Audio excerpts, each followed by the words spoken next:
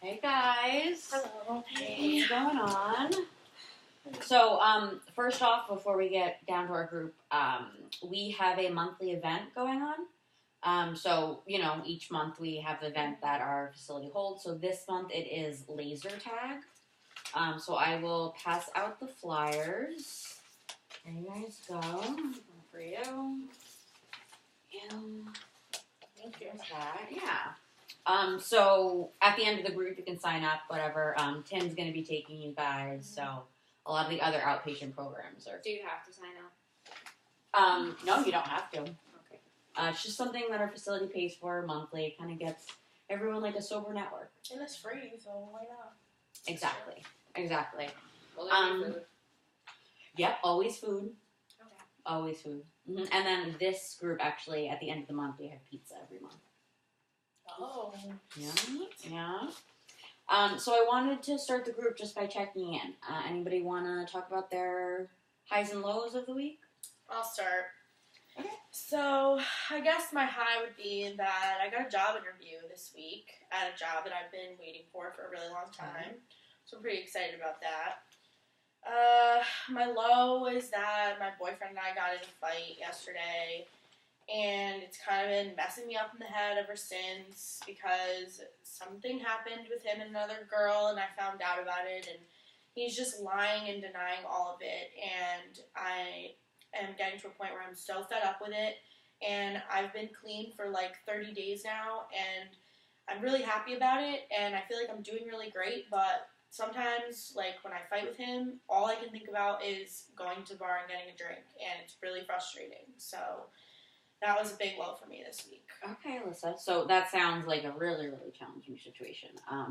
But can I come back to it? I just want to check in with everybody else, see Yeah. their highs and lows. Okay. So, who else wants to share? Well, I didn't have any lows. My highs would be going out with my friends and being lit all weekend. What do you mean by lit? I was on one. What does that mean? I was on two, actually. I drank a lot and I did a few lines. Okay. So, how do you think that this weekend's events affected your recovery process? What recovery process? I don't have a problem. I'm here because I have to be here. Okay. I can imagine that it's really hard for you to be here when it feels like you're being forced. But it's our job to make this as comfortable, and worthwhile for you. And I really, really do appreciate your contributions when you are here. Yeah, Brie, like, I appreciate it too, like, definitely. I had to hit, like, a really low rock bottom until I realized, like, that I had an addiction. And, like, this even ties into one of my lows, I recently just got, actually it's a high now, but I recently just got my 6-month P tag. So, I definitely understand what you're saying. That's an amazing accomplishment, Sakana. Thank you. We give her a little round of applause for 6 months. Thank you. But I just been reflecting a lot, which is like really a low for me. Like, I absolutely realized that I lost everything. I had lost like my house, my job, my kids, my 2 kids. I lost custody of them. Like, imagine losing 2 of your kids, like your kids. And it's been like so hard even now, like trying to get them back. So the process is just like ongoing. I always get like setback after setback, but the motivation is my kids. It's always going to be my kids. So just stay encouraged. I appreciate those words, and I appreciate you telling me your story. And I have nothing against you guys being addicts, but I'm just not one. I just want to speak to, Shaquana sharing that. I mean, you have amazing strength, and your honesty, the honesty really keeps this program going and makes it so effective. It gives hope to a lot of people here. I know it gives hope to me. So, Bree, you said that, you're just not an addict. Does anybody want to respond to that? How that makes them feel? Well, why do you think, I know you said you're not an addict, and I know sometimes it's like, hard to just even admit that, because, you go out with your friends a few times, you're having fun, you're partying, and it just seems like it's like regular things. Is this like a occasional thing for you, or do you go out with your friends often? Now, hold on one second. I just have a question. I want you to relate it to you. Can you use I statements when you're talking about her not being an addict, but you being an addict? Well, again, it took me a while to realize I was an addict until I lost everything, and that's when I realized, like, my kids. I know it's hard because for me, when I was like your age, younger, I just found myself like out in the club like every day, drinking, smoking, doing lines, and everyone would tell me, my family, everyone would tell me, this is becoming too much, but I just didn't see it. I didn't realize what was happening until everything was too late, until I lost everything. So it was just, it's kind of like a wake up call for me. I don't know. It's just like I can totally identify with not feeling like I had an issue. Well, I just feel like I'm 17 years old, and this is what 17-year-olds do. So Is it? I'd like to think so. I mean, all of my friends do it. Okay, so maybe, in this group session and the next one, we can, address addiction, what it means, to abuse and use substances. I know for this session in the next few weeks, we're going to talk about life skills, and things to do other than using. But I do want to check back in with Alyssa about your fight with your boyfriend. So I just want to see how you were feeling when you were fighting and if you were triggered at all.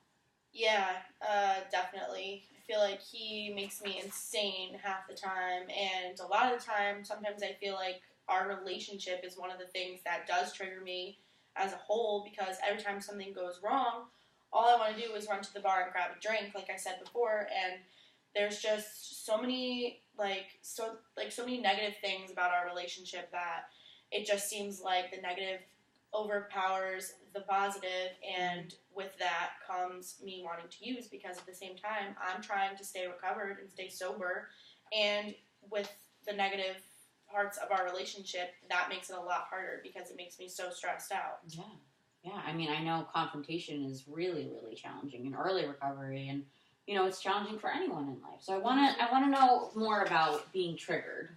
For you, what does that look like?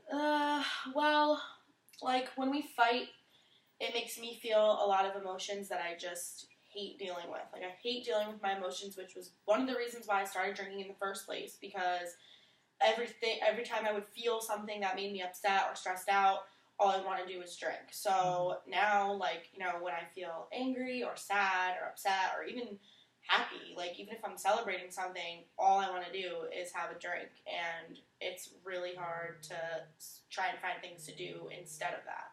I can totally identify with that. Like, emotions are the hardest part of living. Like, it's the biggest trigger for me. So I definitely understand what you're saying. Yeah, so before recovery, how would you, Shaquana, deal with those emotions? It's like I feel angry, sad, like everything above, like.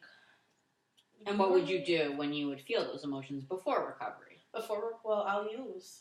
That's the only thing, every single time. I thought was almost every single time. Yes, that was just like my go-to thing. I didn't have anyone. I told you I lost everything. So that was the main thing I went to before recovery, so. Yeah.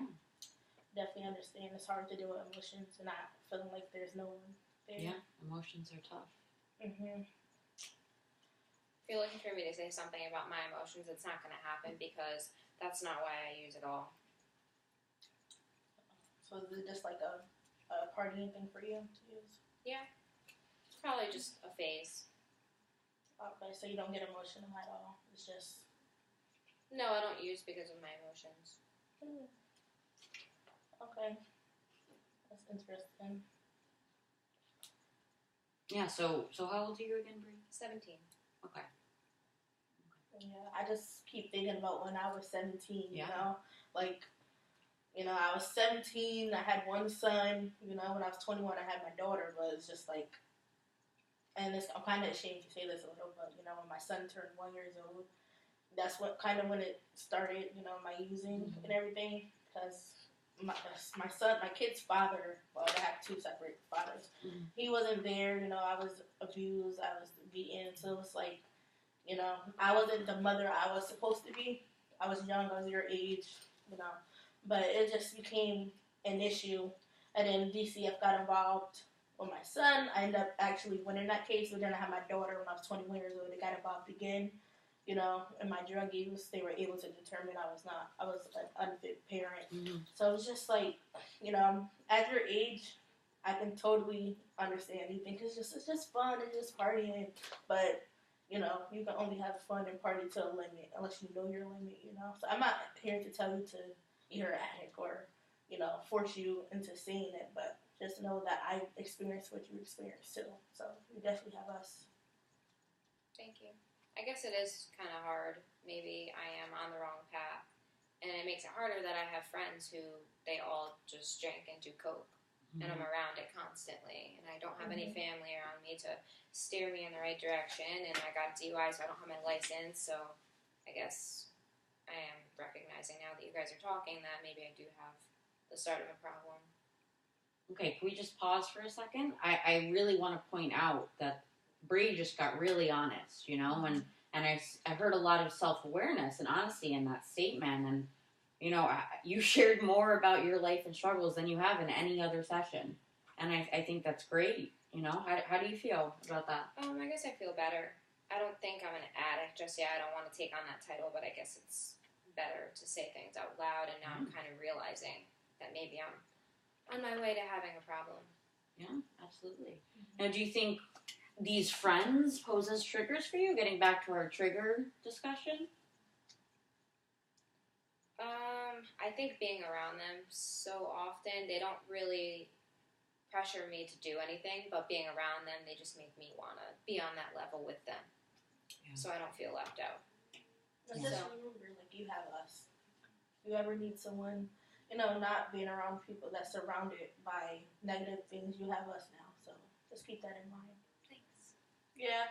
When I was younger and I first started drinking a lot, I had to, you know, kind of weed out the people from my life who did trigger me and who I felt were a bad influence on me in terms of, like, when I started wanting to get into recovery. And that's really difficult because at the time, when you're surrounded by those people and you're using, you do feel like that's all that you have. And it becomes really hard to sit down and tell yourself, okay, like, no matter how hard this is and no matter how alone I'm going to feel, like, it's best for me if I just get those people out of my life. And it took me a really long time to figure out how to do that because they kept coming back. And then, of course, you know, I'm still not fully recovered yet. So I'm just kind of, like, falling back into the temptation of it because, of course, I'm lonely and I miss my friends and my family's not really around. So it's easy to fall back into that trap, but you just have to remember, like to do what's best for you. Yeah, and remember, you know, this is a process. Mm-hmm. It's an ongoing process. Mm-hmm. And I did go to a meeting with Shaquana one time. That helped a lot. Yeah, meetings are great. Like, that's the best. It's definitely the best. Mm-hmm. Like, the meeting that I went to with her, at first I was super resistant. And, like, I didn't want to talk about my feelings or my situation at all because I don't want to be judged. Like, I don't want to talk to strangers about what's going on in my life and have them be able to look at me and be like, oh, you're an addict. And it's like, I know I have a problem. Like, I'm seeking help for it. That's the first step. But it helped to hear other people talk first because then you kind of realize that you're not alone and there's other people that have the same problem as you. And it made me feel a lot more comfortable sharing my story. Yeah. Meetings are...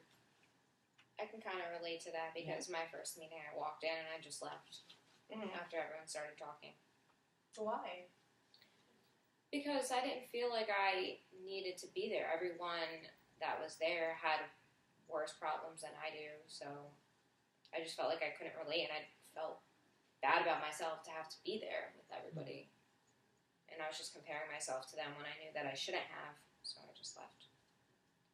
It's a tough spot to be in. You know? But now I want to go to a meeting. Yeah? After hearing you say that, I'd like to go to a meeting. You come with us? Okay. Sounds like a really, really good idea. Definitely. Now, I know Shaquana's been going to meetings for a while. You know, you've become part of the recovery network. And, you know, what do they say? To avoid people, places, and things? Yeah. Yeah. So, and that kind of goes along with what we're talking about today, about being triggered, you know, and developing new skills to, you know, to utilize when you become triggered. So, you know, avoiding those people, like your friends, you know, and the things that bring that up. So does anybody have anything that they do that's, you know, skillful and effective when they feel triggered, or people they could be around? I like to draw. That's a good one. a lot of the time when I feel like triggered or I really need a drink, like sometimes, one of the things is like my hands will start to shake. Yeah. So one of the ways that I started to help that was picking up a pencil and like sketching. And that's become something that's been really therapeutic for me in being sober. So Definitely. It's like art therapy. mm-hmm. Yeah. Can you think of anything, Bree? Either that you've learned in our sessions. Well, I like to go hiking, and I like Yeah. to be outside by myself. So I guess that's something that can take me away from wanting to Absolutely. get lit with my friends. But Absolutely. For me, it might be strange to say this, but I will read my Bible a Yeah. lot. Yeah. Kind of intact with my religion. I'm kind of becoming like a Christian in a way. I never used to be into religious things, but it has helped me. It's amazing. Mm-hmm. Yeah. All of that stuff is really good stuff. Mm-hmm. When we're triggered and so the brain, there's these neural pathways. So, you get triggered, you feel the emotions that we talked about. You're so used to going and using, and your brain creates those pathways that when you get triggered, you use. And you've done that, you guys, for years, months, So when that one time when you do something different, when you're triggered to use, like go hiking or draw or read the Bible, you're changing the pathways. And the more you do it, it's like, you're walking on a trail in the woods and it's becoming clearer and clearer, so you're changing the pathways. Yeah, and even these sessions we have is very helpful for me, just to even see how far I have came from even when I was Bree's age. Yeah. This dynamic right here really helps me a lot, and I definitely appreciate it. Yeah. It helps to have an outlet. Absolutely. I don't have a lot of people around me who I can really talk to. I mean, besides from my boyfriend, but he doesn't get it the way that you guys all do. So it helps a lot to have somewhere to air everything out that I feel and the struggles that I had with being triggered and stuff like that through the week, and know that I'm not the only one that's going through that. Yeah. We're kind of all in the same boat. You're not alone. That kind of, people joke that Narcotics Anonymous is NA, never alone. Mm-hmm. It's good to feel like you have some support, some sober support. It's true. So, do you guys think that we can make some goals for next week that relate to, what we're going to do when we get triggered throughout the week? I have one. When my friends want to go out, I can find something to do. Yeah. Outside. Yeah. Or if they want to go out at night, then I'll make sure, since now it's dark, to just go for a drive or something. Mm-hmm. It's still out of the house and I'm still by myself, so. Okay. Anybody else? Goal for next week? I'm going to continue to fight for custody for my kids and continue to read my Bible. That's going to be my forever motivation. Yeah. I think I'm going to focus on the fact that I have this job interview coming up and direct all my energy towards preparing for that instead of letting my mind fall to I need a drink all the time. So, Okay. Sounds good. All right. We'll see you guys next week. Go sign up for the laser tag. I have that for